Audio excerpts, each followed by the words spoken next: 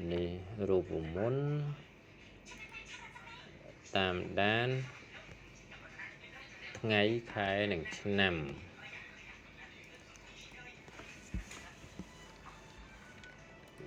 ទីហោដូចជាទិញកុំព្យូទ័រនៅថ្ងៃ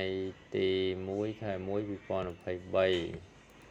ហើយមកដល់បច្ចុប្បន្នតើមានរយៈពេលប្រមាណខែប្រមាណថ្ងៃដូចឃើញជាក់ស្ដែងនៅកន្លែងនេះអញ្ចឹងឥឡូវអ្វីដែលយើងត្រូវធ្វើគឺទី1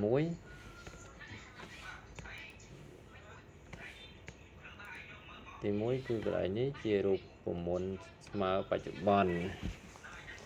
ស្មើ now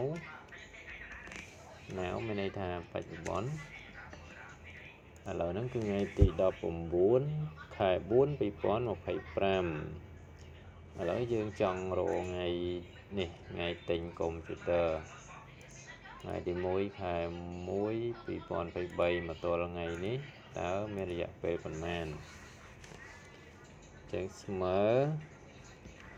dative អាណាគឺអានេះ B2 ជាមួយនឹង A1 បច្ចុប្បន្នហើយការបច្ឆេទទិញហើយនឹងបច្ចុប្បន្ន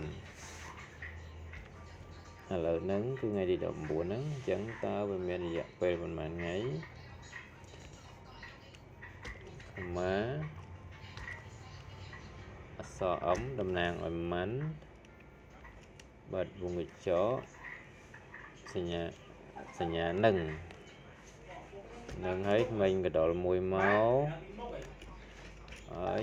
ម៉ាន់នេះគឺខែដើម្បីឲ្យវាលោតសញ្ញាម៉ាន់នឹងមកនឹងទៀត dative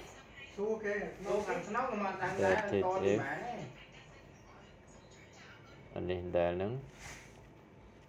B2 A1 comma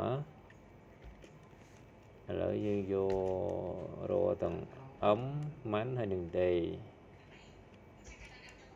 អាមុខគឺយើងរកតែម៉ាន់ទេប៉ុន្តែយើងរកថ្ងៃមួយទៀតអញ្ចឹងយើងដាក់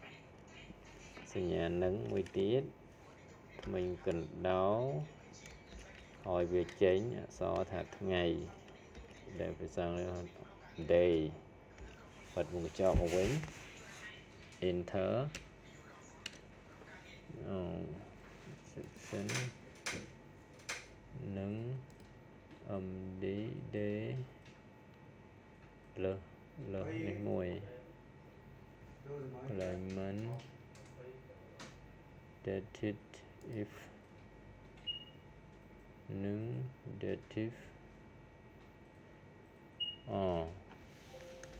កន្លែងនេះគឺយើងដាក់វងកញ្ចក់មួយអូខេអញ្ចឹងលទ្ធផលគឺឃើញហើយ27ខែ18ថ្ងៃ